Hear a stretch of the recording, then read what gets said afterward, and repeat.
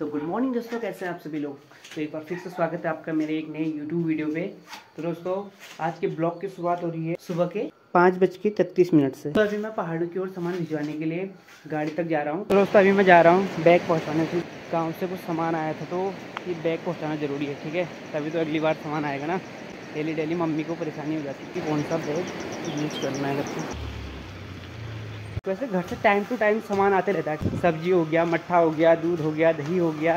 Mummy time to time सामान भेजती रहती है। मम्मी को पता चल जाता है कि जिस हिसाब से मैंने सामान भेजा है वो कब ख़त्म होगा, उसी हिसाब से मम्मी अगली बार सामान भिजवाती है मेरे लिए। यही अंडरस्टैंडिंग तो आपस में प्यार बढ़वाता है ना। जब भी मम्मी का कॉल आता है तो उसे पता चल जाता है कि मैं अभी सोया हूँ या जागा हूँ, या फिर खाना बनाया नहीं बनाया, मैंने खाया नहीं खाया।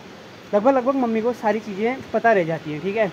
यही एक अच्छे अंडरस्टैंडिंग लेवल की पहचान है, समझ लो। वैसे मैंने कई बार मिसअंडरस्टैंडिंग और मिसकम्युनिकेशन या फिर कहे तो ना समझी बढ़ने के साथ साथ जो है रिश्तों को टूटते हुए भी देखा है, ठीक है। आजकल ये काफ़ी बढ़ चुका है। माँ के जैसा प्यार तो कोई कर ही नहीं सकता यार, सच में। अपनी किस्मत पे ऐसा प्यार कहाँ है यार। चलो जो भी होना होगा उसको भी मंजूर होगा, ठीक है।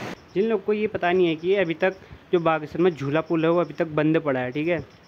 जो क्षतिग्रस्त हो गया था कुछ टाइम पहले, अभी तक ये बंद पड़ा। कुछ इस तरह से दिखता है ये पुल।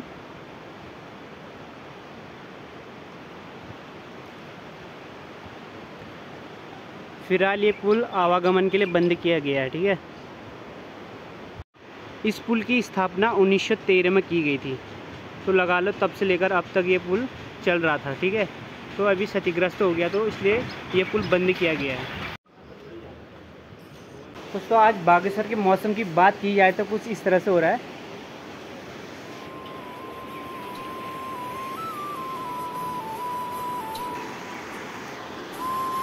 कल रात काफ़ी ज़ोरों से बारिश देखने को मिली।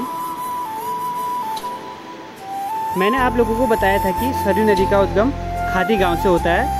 ये खादी गांव से न होकर झूनी गांव के सरमूल नामक पहाड़ी से इस नदी का उद्गम होता है। झूनी गांव पिंडारी ग्लेशियर का एक अंतिम गांव है जहां से सरयू नदी का उद्गम होता है। इस पहाड़ी पे भगवान शिव का नीलेश्वर मंदिर और उस पहाड़ी पे चंडिका मंदिर। आज सरयू नदी ने अपना रौद्र रूप धारण कर लिया है। लगभग सरयू नदी ने आज भगवान शिव को आधा डुबा दिया है।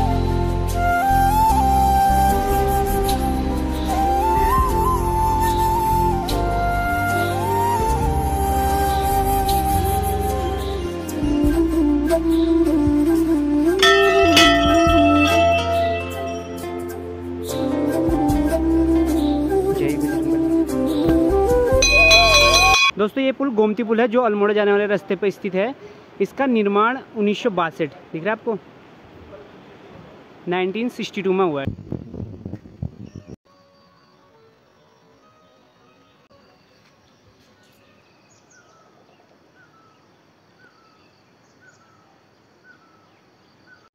तो दोस्तों अभी मैं पढ़ रहा हूँ प्रतियोगिता दर्पण से भरत जयप्रकाश मीना जी की जीवनी और उनके इंटरव्यू के बारे में थोड़ा सा मैंने अभी पढ़ना शुरू किया है। तो दोस्तों एक बार मैं पढ़ लेता हूँ इस चीज़ को, उसके बाद मैं आपके साथ शेयर करूँगा कि मैंने क्या सीखा इस चीज़ से, ठीक है। तो दोस्तों भरत जयप्रकाश मीना जी ने अपने इंटरव्यू में बताया कि जो उनके सफलता का जो मूल मंत्र है, उन्होंने उसे अपने आत्मविश्वास और आत्म अनुशासन, जिसे सेल्फ डिसिप्लिन बोलते हैं, और उनका उत्साही स्वभाव होना, किसी चीज़ को जानने की क्यूरियोसिटी उनके अंदर, और उनका अपने काम के प्रति हार्ड वर्किंग होना, उन्होंने अपने सफलता का मूल मंत्र बताया है। इसी की बदौलत उन्होंने सिविल सेवा परीक्षा 2022 में हिंदी माध्यम से दूसरा स्थान प्राप्त किया, ठीक है ना। तो दोस्तों मुझे लगता है कि अगर किसी इंसान के अंदर ये क्वालिटीज़ हैं तो फिर जाहिर सी बात है कि वो अपने गोल से चूक ही नहीं सकता है। मेरी और आपकी तरह ये नहीं कि खाली टाइम वेस्ट किया और जब जो मन करे वो कर लिया, ठीक है। अगर ये चीज़ें किसी के अंदर होंगी ना, सेल्फ डिसिप्लिन, जो क्यूरियोसिटी है किसी चीज़ को जानने की, अगर कोई हार्ड वर्किंग है ना, तो कोई भी ऐसी पावर नहीं है जो हमको अपने गोल तक पहुंचने तक रोक सकती है। दोस्तों आज मैं बना रहा हूँ अपने गांव से आई हुई शिमला मिर्च की सब्जी और आलू की सब्जी। कुछ लोग सोच रहे होंगे कि इतनी कम सब्जी क्यों बना रहे हैं। भाई अकेले रहता हूँ तो फिर इतनी ही तो बनाऊँगा ना। अगर ज़्यादा खाऊँगा तो फिर क्या होता है ना, नींद आनी शुरू हो जाती है। तो दोस्तों शिमला मिर्च को इंग्लिश में कैप्सिकम बोला जाता है, और यह सब्जियों का राजा आलू, जिसको इंग्लिश में क्या कहते हैं, पटेटो। तो दोस्तों मेरे हिसाब से आलू को सब्जियों का राजा नहीं होना चाहिए था।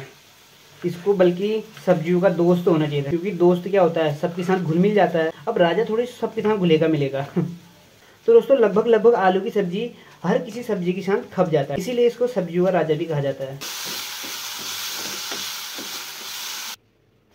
परफेक्ट।